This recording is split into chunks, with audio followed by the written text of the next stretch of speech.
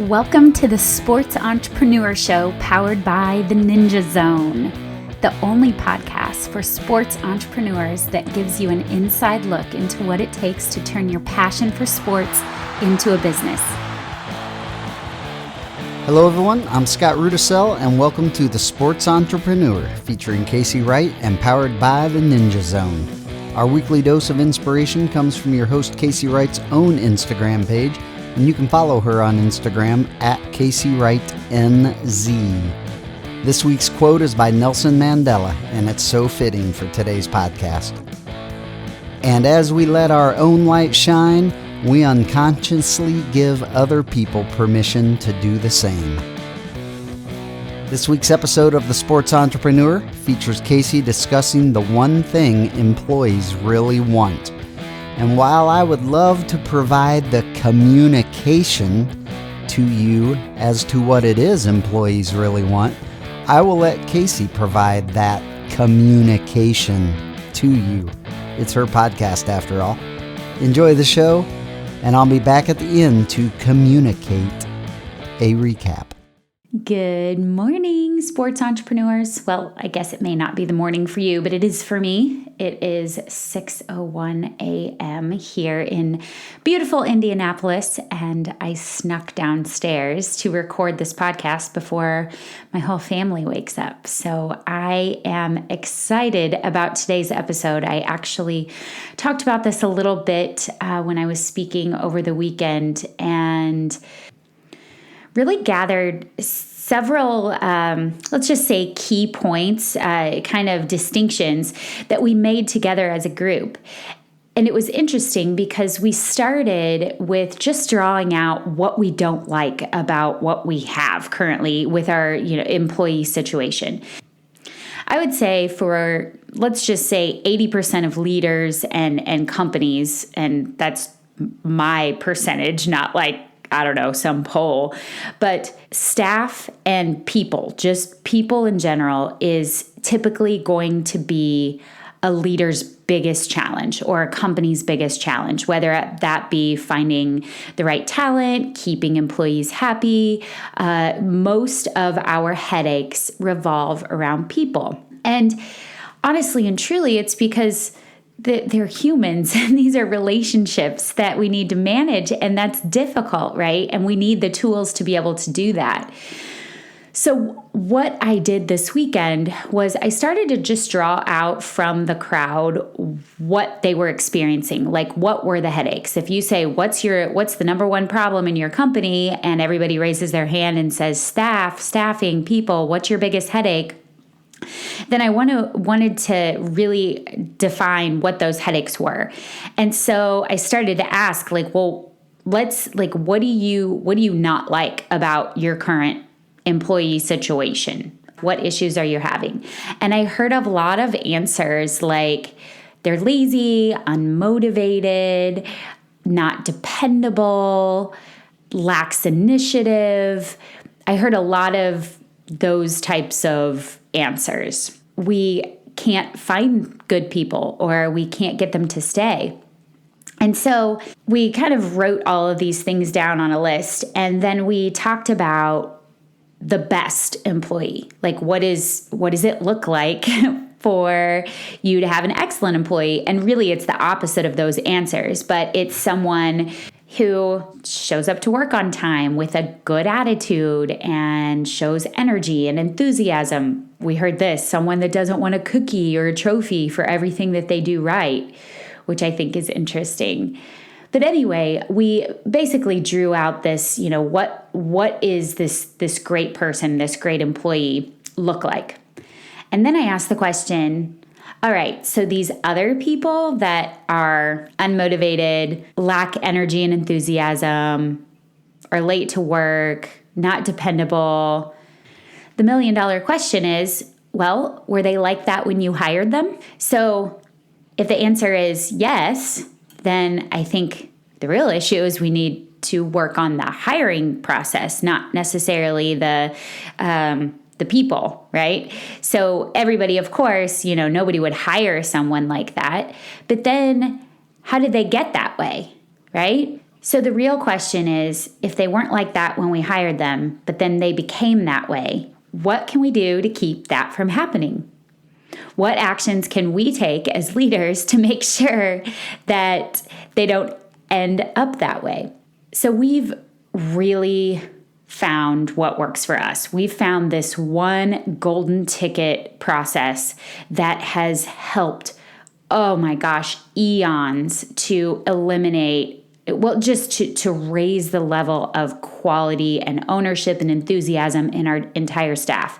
And I'm going to tell you about that in a little bit. But before I do, I want to tell you a story about kind of the way that it came to be. Just a few short years ago, my companies went through a pretty big growth curve. So we expanded. And when that happens, it just shakes things up. There's a lot of change.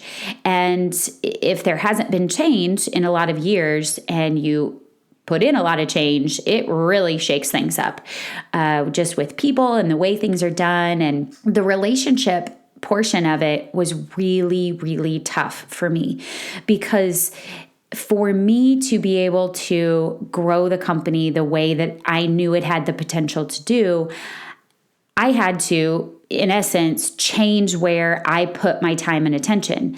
And anytime you take your resources and your time and attention and you change the focus, 99% of the time, people are going to be impacted, right? You're typically used to having conversations with people, right? At certain points during the day, you are spending your time and attention with a certain amount of people. And if you have to realign your focus to achieve a different goal, then a lot of times you have to realign literally who you talk to. And it's nothing personal, but as you're going through it, it feels personal. It feels personal to the people that you used to pick up the phone and chat with every day. And then all of a sudden you are now doing something completely different, and they can really feel left in the dust, and it's not good. And had I known, that this would happen, or that this was happening, I think I would have been able to navigate it a lot better and really explain to them where things were and what was happening. And so hopefully me telling you this story, when and as your company grows, you'll be able to clearly message to the quality people that you have kind of what's going on and just basically the way things work. So I was at my wit's end. I was completely just stressed out, felt like I had 1,000 balls in the air, ready to just boil over at any minute. And if you have ever felt like that, I'm sure there's people out there that have my type of personality. But at one point in my life, I felt like if someone says one more thing to me, I'm just going to burst into tears. Like I just can't take it all in. So finally, I had this idea that the way that I was going to get through this, and I called it my guilt project, because I felt guilty because I had all of these people that I felt like needed my time and attention, and I wasn't able to give it to them. So I had this idea on an airplane. I love airplanes because I am just locked in to get things done. And so I looked at my phone and I looked at my text log.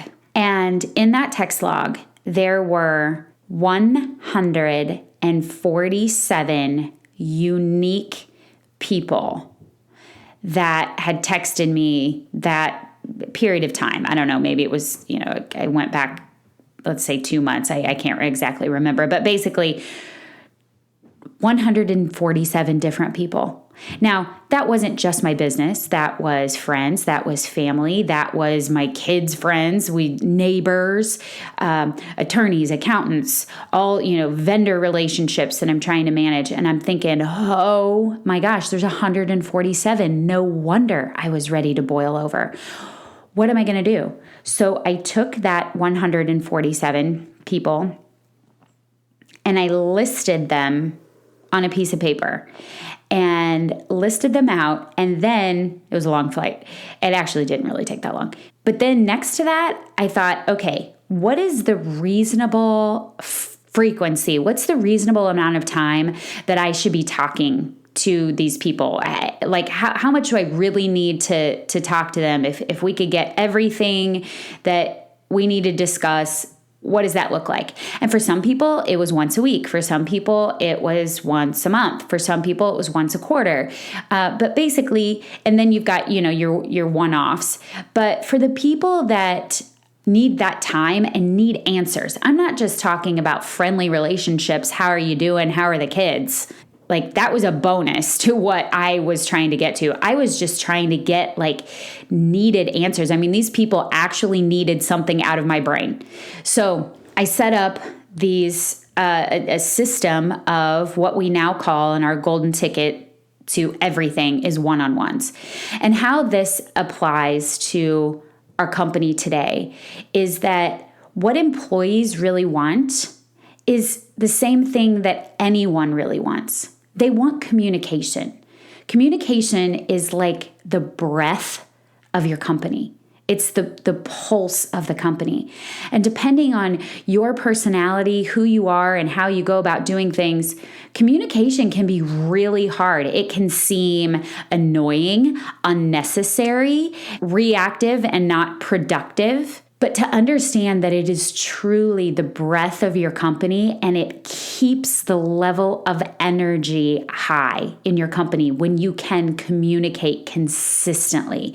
I still today am working on how can I better my communication, because so many times as kind of the leader, I will have thoughts and visions and they'll just be in my head and I won't clearly articulate them to people. So having someone that everyone can be supported by is crucial. And it doesn't have to be every week. It could be once a month. But those people that you hired that weren't lazy and unmotivated and disinterested, they weren't that way, but they probably became that way because they got no breath given to them. I mean, think about it. You hire somebody, especially part-time employees, especially people that are coming in to work, 5-10 hours a week. They're not necessarily, they're not in your everyday optics, right? Like, you're not seeing them every day. You're not talking to them every day. So unless you choose to make them a priority and their communication a priority, they're not going to make you a priority. They became unmotivated and disinterested because they weren't given any, like I said, breath, or it's like you didn't water the flower. Like you planted the seed, now you've got to go over and water the flower, especially somebody new, young. They have to be developed, and that's part of the process. But once you start taking time for this, it's amazing what can come back from it. So I was listening to another podcast. It was actually the Mind Valley podcast.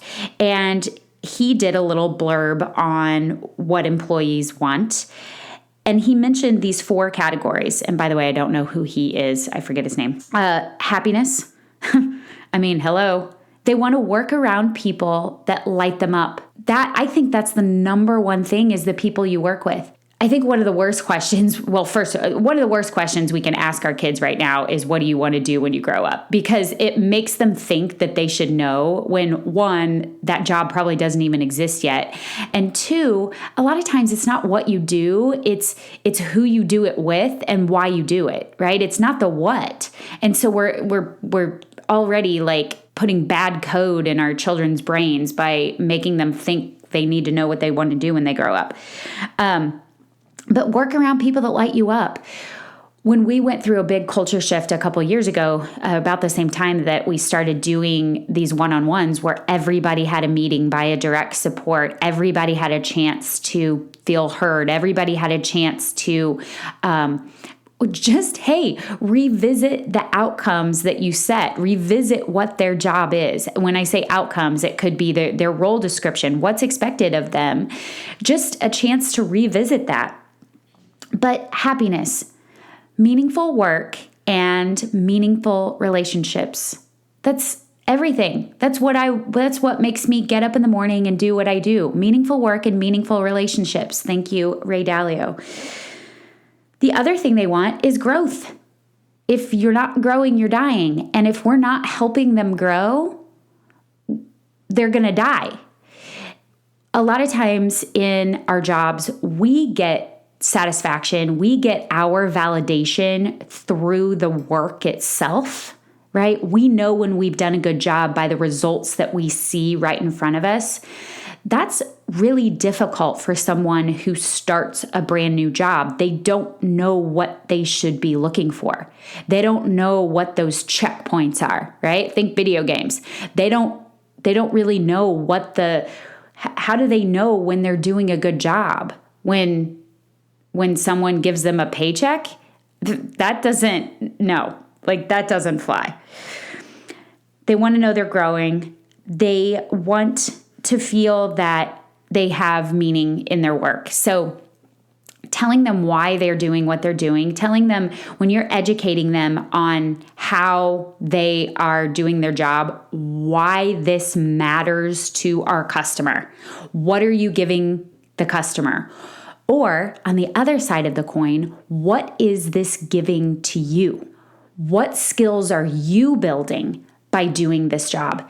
If you are employing part-time after school, high school, college age people, they are in a skill building phase of their life. Their job, for many of them, isn't a financial decision, especially at least in our industry. Many of our facilities are in suburbs, and a lot of which being affluent areas. And I'm just speaking to the industry that I know, but they actually aren't working for the $9 an hour or the $10 an hour or the $12 an hour, because it's not the money that they need, but they're building a skill. They could be building financial education. That could be the reason why they have a job. And of course, everybody wants the extra money and all of that. But a lot of times people do have their basic needs met. They have a roof over their head.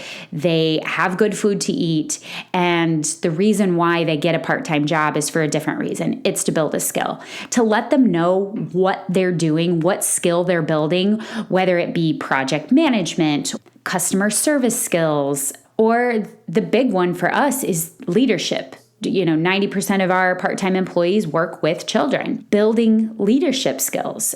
Children and class management is the best way to build leadership skills. And it's wonderful because there's not, when kids are young, you take out the manipulation layer of what happens when you get with adults, because they tell the truth all the time and they tell you exactly what's happening and they do what they want. It's such an excellent teaching tool. And then the other thing, guys, is they want to be respected.